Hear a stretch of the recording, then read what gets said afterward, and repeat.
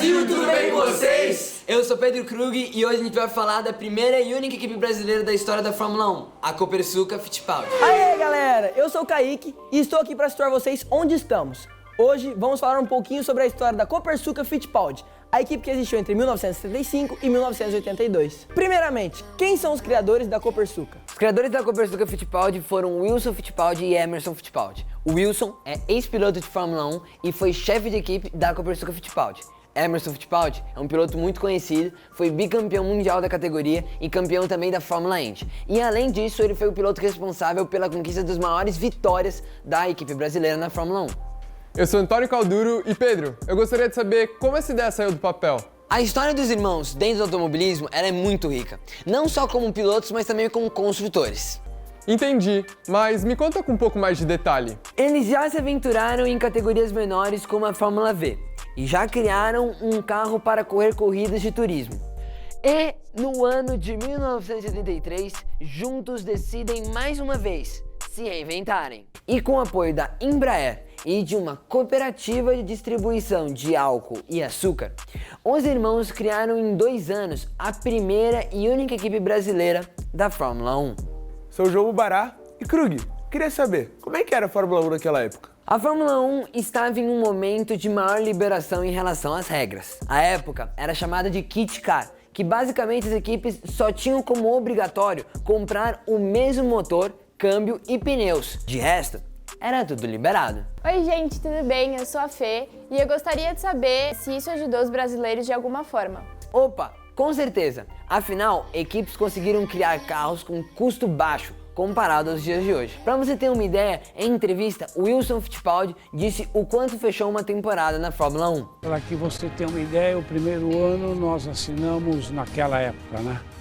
Por $950 mil, a equipe inteira, com 10% de acréscimo a cada ano, que era um patrocínio médio, bom, praticamente o que tinham as boas equipes de Fórmula 1 na época. Hoje, somente a taxa de inscrição é de $200 milhões, fora os 145 milhões que são gastos para criar e desenvolver o carro durante uma temporada. Além disso, o momento econômico do Brasil era ótimo, afinal, estamos na década do milagre econômico. Então, junta tudo isso e pense em um momento bom, é esse. Salve rapaziada, meu nome é João Mexerê. Krug, responde aí, a equipe sempre chamou Copersucar Fittipaldi? Bom, na realidade, o nome da equipe é Escuderia Fittipaldi. Porém, ela ficou conhecida como Copersucar Fittipaldi porque a Copersucar foi a marca que financiou esse projeto e foi com o nome dela no carro que as maiores conquistas vieram. Agora que você já entendeu todo o contexto, tá na hora de falar das 8 temporadas que a equipe brasileira participou. E como foi a primeira temporada da Escuderia Fittipaldi? Essa temporada já vou logo falando, foi até de certa forma decepcionante. A equipe não marcou nenhum ponto e seu melhor resultado foi um 10º lugar no GP dos Estados Unidos. Observação importante, naquela época somente os 6 primeiros pontuavam. Mas para seu primeiro ano, eles foram muito bem. Conseguiram classificar o carro para correr no GP do Brasil. E sim, naquela época existiam mais carros inscritos do que vagas disponíveis na Fórmula 1. Então, para sua curiosidade, o que acontecia era uma classificação e quem ficasse entre os 23 carros mais rápidos corria o grande prêmio. Porém, o que a equipe fez para ganhar maior destaque na categoria? No dia 14 de novembro de 1975, nesse exato dia, foi anunciado que Emerson Fittipaldi iria sair da postulante ao título McLaren e ir para uma equipe emergente, a Copersucar Fittipaldi. Bom, a repercussão foi monstruosa, né? Porque o brasileiro não esperava que o Emerson, bicampeão mundial, fosse largar uma equipe onde ele tinha chances de ser campeão pela 3ª vez para correr na novata Fittipaldi Copersucar, né? Então foi uma repercussão muito grande, tanto dentro do Brasil como fora do Brasil. Mas com a entrada do Emerson mudou muita coisa, né? Mudou sim. Afinal, com a chegada de um bicampeão mundial, o investimento passou a ser outro. E com isso, a equipe passou a ter 2 carros alinhados no grid. Saquei. Mas quem iria dirigir esses carros? Bom, antes o único carro era dirigido por Wilson Fittipaldi. Porém, Agora com a entrada de Emerson, Wilson se torna chefe de equipe e a equipe brasileira decide investir em pilotos jovens e deu a chance para um jovem brasileiro chamado Ingo Hoffmann, que tentou classificar o carro em 4 corridas naquele ano. Ingo conta um pouco mais sobre como foi essa experiência e algumas corridas da qual ele pôde classificar e também participar. Os irmãos Fittipaldi, quando eu era, vamos dizer, apaixonado por corrida, um garotão, eles já eram meus ídolos, né? Eles têm uns 7, 8 anos a mais do que eu. Eles já corriam, era a minha grande referência. E quando eu comecei vamos dizer, ter a amizade, a assessoria do Wilson Fittipaldi, eu já fiquei bem feliz. Isso depois se estendeu na Fórmula 1, onde o Emerson era o primeiro piloto e eu o segundo. Com o Emerson, naquela época que eu corria lá, eu tinha uma ligação, assim, a gente estava sempre junto, mas eu não tenho mais ligação com ele nenhuma hoje. Mas para mim era bastante gratificante estar correndo na equipe junto com um cara que era meu ídolo e bicampeão mundial de Fórmula 1. Beleza, e me fala, Pedro, como foi a temporada de 76? As expectativas aumentaram e os resultados também. Emerson conseguiu 3 sextos lugares em Mônaco, Long Beach e na Inglaterra. Aí sim, gostei. E deixa eu perguntar, teve alguma novidade para a temporada de 77? Sim, teve uma mudança, mas dessa vez não foram em relação aos pilotos, foi em relação ao carro.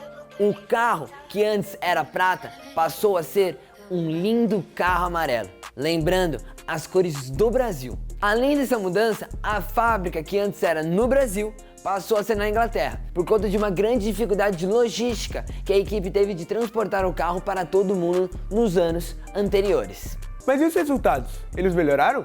Sim! Emerson conseguiu os primeiros pontos em uma corrida em casa e terminou o ano com 11 pontos, com 3 quartos lugares e 1 quinto lugar. E com toda essa atmosfera positiva, o ano de 78 realmente cumpriu tudo aquilo que estava prometendo? Sim! Em 1978 iria ser a melhor temporada da história da equipe. Porém, detalhe importante, que agora a equipe só alinhou um carro para essa temporada. E Emerson seguiu muito forte em busca de evolução. E logo de cara, essa evolução foi nítida. No Grande Prêmio do Brasil, o primeiro pódio da equipe veio com Emerson Fittipaldi, na estreia do Autódromo de Jacarepaguá. E aí foi uma festa, né, galera? A equipe ficou em 7º lugar no campeonato de construtores, com 17 pontos. E à frente de equipes tradicionais como McLaren, a minha Williams, a Renault e a Arrows. E a temporada de 79, como foi? Bom, em 1979, com um destaque, a equipe brasileira decidiu investir mais no carro e trouxe para a equipe o engenheiro Ralph Bellamy, engenheiro que projetou o carro campeão no ano anterior. Os irmãos pediram um carro parecido com o da Lotus, porém melhor, e na época investiram cerca de 3 milhões de dólares.